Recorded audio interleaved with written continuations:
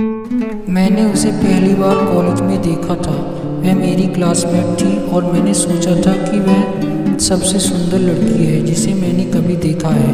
उसकी मुस्कान ने मेरा दिल चुरा लिया था और मैं उसे देखने के लिए हर दिन कॉलेज जाने लगा। एक दिन मैंने उसे अपने दिल की बात बताने का फैसला किया।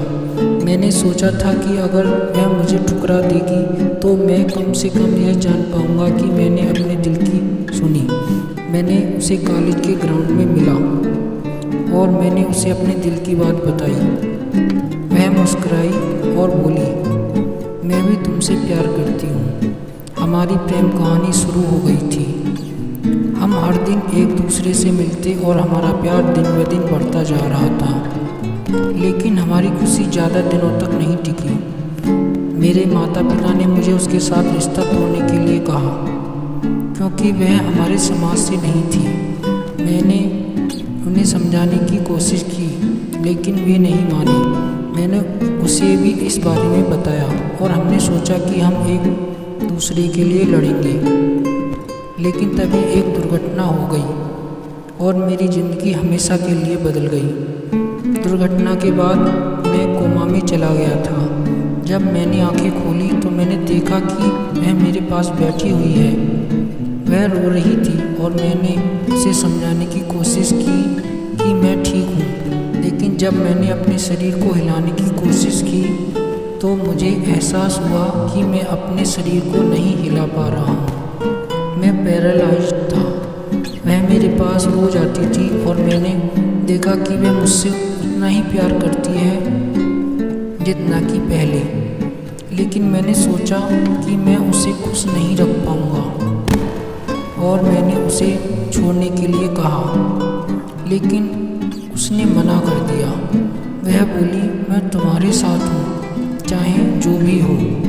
मैंने उसे समझाने की कोशिश की लेकिन वह नहीं मानी और फिर उसने मुझे एक सरप्राइज़ दिया। उसने बताया कि वह मुझसे शादी करना चाहती है और मैंने उसे समझाने की कोशिश की कि मैं उसके लिए कुछ नहीं कर पाऊँगा।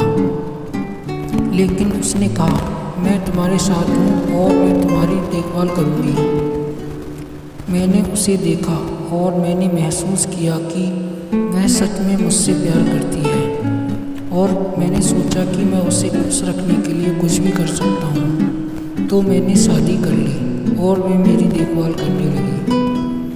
वह मुझसे हर दिन उठाती, मुझे नहलाती और मुझे खाना खिलाती और मैंने महसूस किया कि मैं उसके बिना नहीं जी सकता।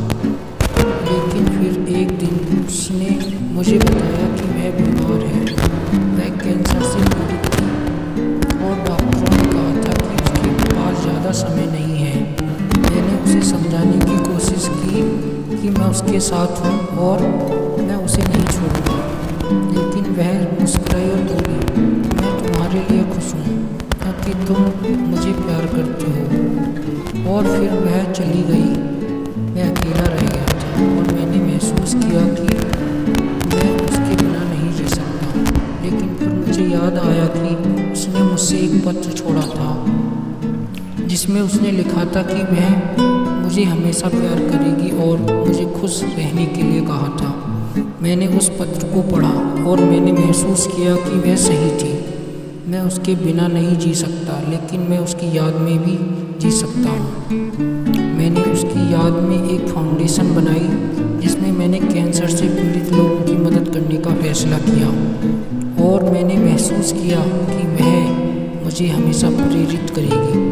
आज मैं उस फाउंडेशन का निदेशक हूँ और मैं कैंसर से पीड़ित लोगों की मदद कर रहा हूँ और मैं जानता हूँ कि मुझे हमेशा देख रही है और मुझे प्यार करती है। मैंने सीखा कि प्यार कभी नहीं मरता और वह हमेशा हमारे साथ रहता है और मैं जानता हूँ कि मुझे हमेशा प्यार करेगी।